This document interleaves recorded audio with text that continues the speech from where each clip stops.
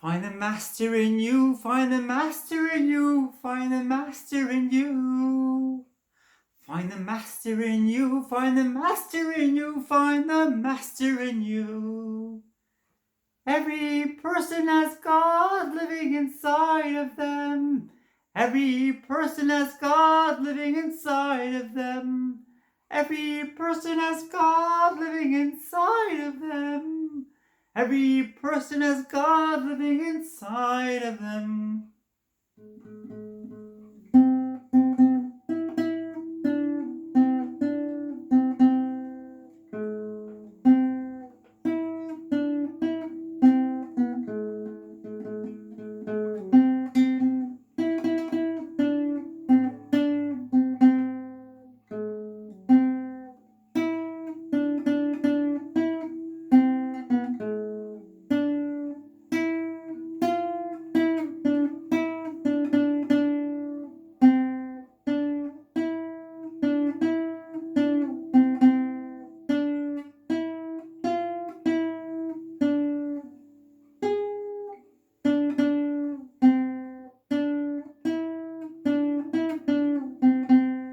Every person has God living in them.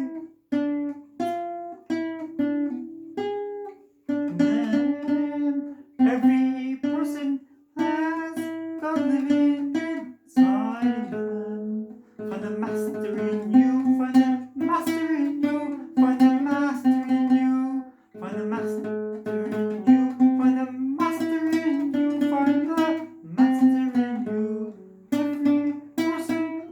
Every person has God living and breathing inside of them. Every person has God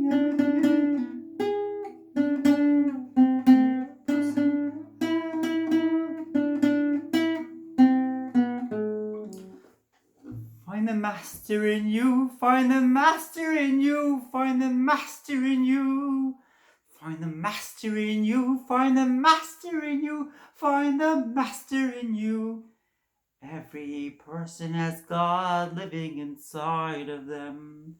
Every person, every human being has God living and breathing inside of them. Breathing? God doesn't breathe. Every person has God living and breathing inside of them. Every person has God living and breathing inside of them.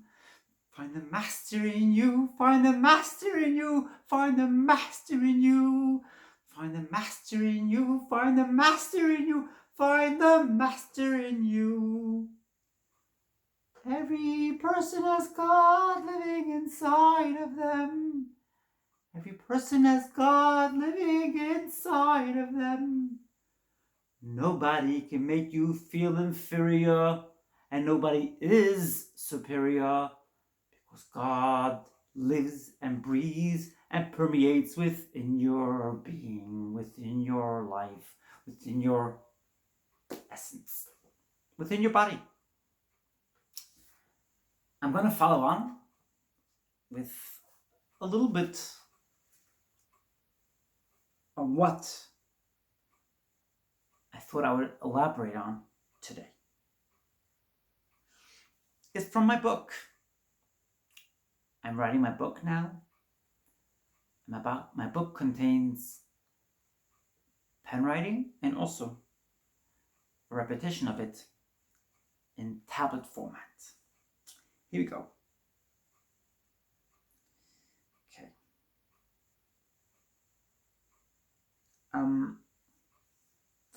Wait for this one. This is shocking. You ready? This one's shocking. Are you guys and girls ready? Here you go. It's about the story of my life. A couple of months after I got married, the following event unfolded. Whilst in that apartment, one night, my wife turned to me and said something shocking. Would you mind putting on my clothes? I would like to see you dressed as a woman. My friend's husband did it. Come on, be a sport. Let me repeat. Quote, would you mind putting on my clothes? I would like to see you dressed as a woman. My friend's husband did it. Come on, be a sport. I didn't know what to do, where to put myself, knowing full well where this might lead to. First I said, no. I was simply not prepared to open a Pandora's box. Why, no thank you.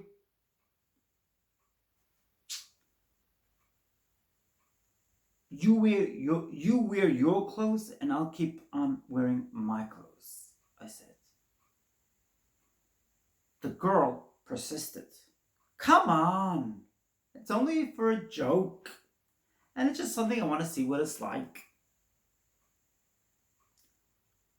Okay, if you wish. There I was, dressed up as a woman. Who would have ever believed the twist of fate? God, I could never have predicted such a thing. Who could have? And oh my God, that Pandora's box was opened, and how. We had fun that night, and the next morning when she woke up, she said to me, whilst I was still dressed in female clothing, she said to me, oh, I thought my friend Serena was lying next to me. We had all types of fun in bed for next to 6 hours. Most of the next day was spent in bed. God, this could have been a real plot twist in a movie. And then the next part. The innocent, gullible child in me then decided to open up. I told her about my gender identity variants. And her reaction? How dare you? We're going to put a full stop to it right now. You entered into this marriage on false premises and a host of pretexts. You'll pay the price. If you budge, as in get divorced, I will make you pay a price you'll never forget. Pretty powerful. I told you it's shocking. I told you this part of the book is shocking. It was something I never anticipated. I never could have dreamt that would unfold. That night that I lived in this apartment in the USA. I lived in my own apartment with my then spouse for a total of 4 days. And this unusual thing happened. A few other unusual things happened, but the rest will be in my book. You're going to have to read it in order to find out. There's a God that lives inside of us. God breathes, permeates our being. And if you feel inferior, if you feel that perhaps somebody else is superior to yourself, that's based on conditioning. It's not real. By nature, you're a powerful being. You're an essential being. And nobody could ever make you feel inferior, secondary, unimportant, dependent, reliant, and invalidated. Nobody. And nobody should ever do that to you. And if they do, just look at it as their conditioning, as their need to recuperate and distract from past trauma. Human beings by nature are kind, loving, and gracious. We're not mean people. We're not mean. None of us are mean. None of us are bad. But some of us had some unfortunate circumstances. No circumstance is actually bad. Just be aware of that. It's how we interpret those circumstances, which is how they eventually come to us. And I say this as a person who took time to grasp such a concept. Let's leave it at that. Life is how we interpret it. Talking to a friend a couple of hours ago, this friend talked to me and discussed with me and conversed with me about circumstances which were not very pleasant pertaining to their life. And I said to them, it's a gift. You've been given a gift. Your challenge, it's a gift. Every challenge is a gift. It builds up that believe in myself muscle. It builds up that keep the faith, keep strength muscle. Every muscle which you build up becomes stronger, becomes a lot more intense and a lot more consistent and intensify with time. If you build up that resilient muscle, it's just like any other muscle. You'll see with yourself, you see within your own life. Challenges won't faze you like they used to. It's just how it is. People are afraid to believe in it. Can't be. It can't be. Is it really possible I could change myself? I could really believe myself to be an independent being, not reliant upon another for my sustenance? Yeah, you could. I have a lot of life experience in this field. A lot of life experience. I'm going to follow on with a beautiful passage from James Allan's book. I read about 10 books a day, as you know by now. I love it. It's amazing. It's changed my life. So why not? Who wouldn't want to change their life if they are given the opportunity? Bear with me a moment.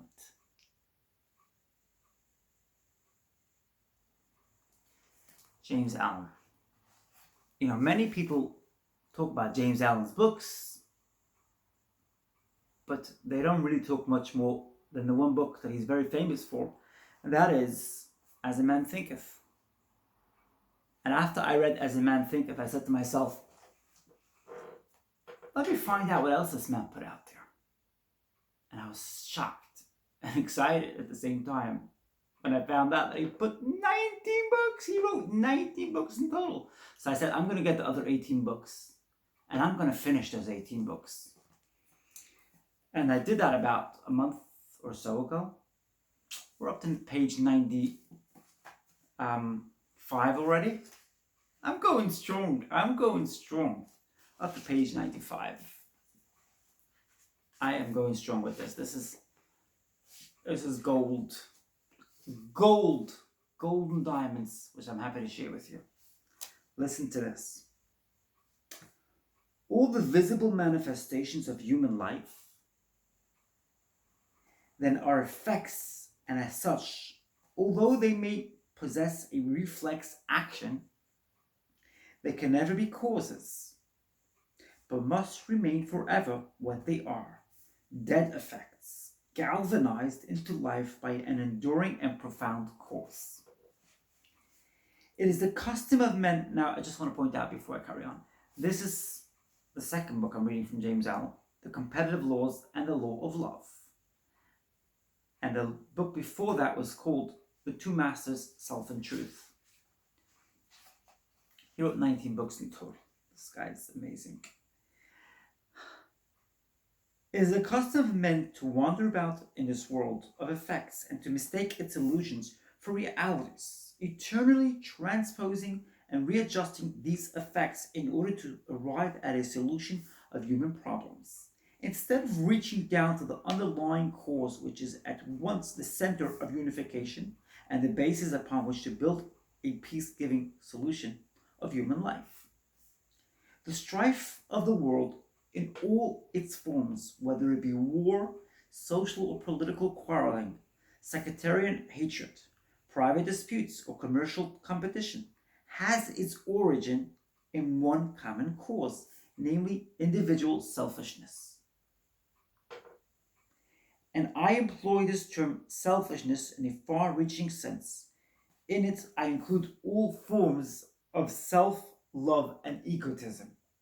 I mean it by its I mean by it the desire to pander to and preserve at all costs the personality. This element of selfishness is the life and soul of competition, and of the competitive laws. Apart from it, they have no existence. But in the life of every individual in whose heart selfishness in any form is harbored, these laws are brought into play and the individual is subject to them. Wow. Innumerable economic systems have failed and must fail to extirpate the strife of the world. They are the outcome of the delusion that outward systems of governments are the causes of that strife, whereas they are but the visible and transient effect of the inward strife, the channels through which it must necessarily manifest itself.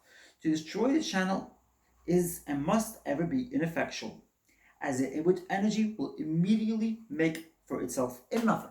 In other words, if you don't wake up from your state of consciousness and you keep yourself within the same mindset, with the same mind frame that you had, for instance, after you left a difficult relationship, what's going to happen when you go seeking for another relationship? You'll find that the new partner is exactly the same as the first partner because you haven't changed. So you went for the same person again. That's just one example, and it applies in many areas of life. So to destroy the channel is and must ever be ineffectual, as the inward energy will immediately make for itself another, and still another, and another. And I've seen Eckhart Tolle talk about the same exact concept as well. If we do not change ourselves, we repeat and we encounter the same people again and again and again. We go into business deals with the same people as we did the previous time. If we don't fix ourselves, if we don't work on the problem that brought us into that unpleasant situation in the first place. Strife cannot cease, and the competitive laws must prevail so long as selfishness is fostered in the heart. All reforms will fail. Now, this is another issue pertaining to selfishness. All reforms will fail where this element is ignored or unaccounted for. All reforms will succeed where it is recognized and steps are taken for its removal. Selfishness, then, is the root cause of competition, the foundation on which all competitive systems rest, and the sustaining source of the competitive laws. It will thus be seen that all competitive systems, all the invisible activities of the struggle of man with man, are as the leaves and branches of a tree which overspreads the whole earth, the root of the tree being individual selfishness, and the ripened fruits of which are pain and sorrow. This tree cannot be destroyed by merely looping off its branches. To do this effectually, the root must be destroyed. To introduce measures in the form of changed external conditions is merely looping off the branches. And as the cutting away of certain branches of a tree gives added vigor to those which remain, even so the very means which are taken to curtail the competitive strife, when those means deal entirely with its outward effects, will but add strength and vigor to the tree whose roots are all the same time fostered and encouraged in the human heart. The most that even legislation can do is to prune the branches and to prevent the tree from altogether root running wild. It's an unbelievable concept, and you see this, and he says you see this in political organization as well. You see how governments just go from one system of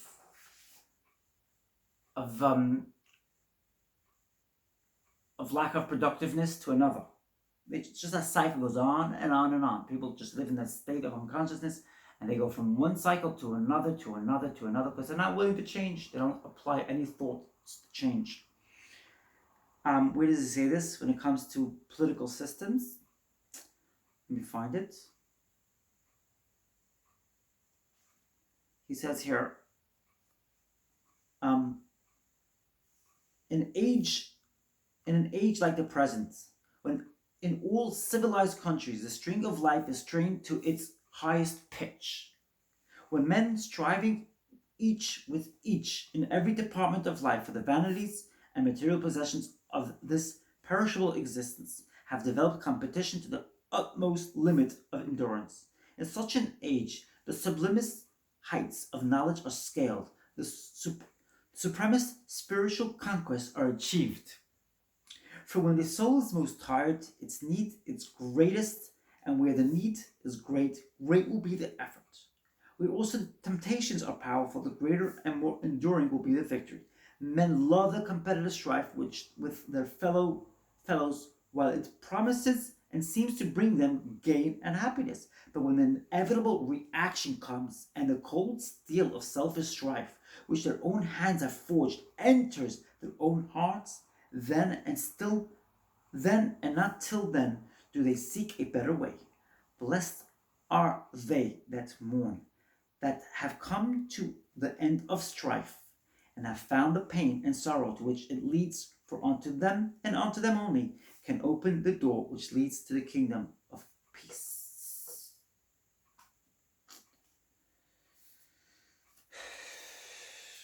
It's shocking. It's a very shocking phenomenon. And you see it in many areas of life. People complain, they moan, they express negativity, and they don't stop the cycle. What does Einstein say? Einstein says, if you don't look into it, I don't remember the exact quote, but if you don't look into a mistake, it's just going to repeat itself again and again, and it's insanity. So why not fix it? Why not fix it? That's my message. Find the God that lives inside of you. Find that master that lives inside of you, and let that master glorify your life. Let it shine, and let nobody come along with their past trauma and past pain and suffering, which has allowed them to come to a place where they have to make somebody else inferior, unimportant, and secondary, and simply shower upon them blessings and prayer, but don't become consumed in their energy. Be that power that you deserve to be. Be that godly person that you deserve to be. And don't be afraid to do it, because you deserve it. You have the one life God has given you in this lifetime, and you deserve to be liberated, not to be enslaved. Become an emancipated being, and don't be anybody's slave. Be a free spirit, because you deserve it. You are deserving. And with it will come successes and attainment and great achievements. I love you all from the bottom of my heart. I wish you all a great week ahead. And thanks so much to so many of you who have left your amazing comments. And thanks so much to the amazing new subscribers. We have reached the 170 mark. And the video I put out on the parallel universe has hit over the 4,000 views mark. Thank you so much, all of you, for putting your faith in me. I love you all. I look forward to your amazing comments. You're important, remember that. And have a great week ahead. And don't forget that there's a master. There's a godly spirit that lives, breathes, and permeates your being. You are part of God, and you deserve nothing but the best. Look after yourself, care for yourself, and think of how luxurious your life deserves to be. And you only deserve the best because you are part of God. God lives through you. Don't let anybody undermine you and make you forget the God that permeates your being. God bless you. I love you. You are a master, and you deserve only the best. Good night.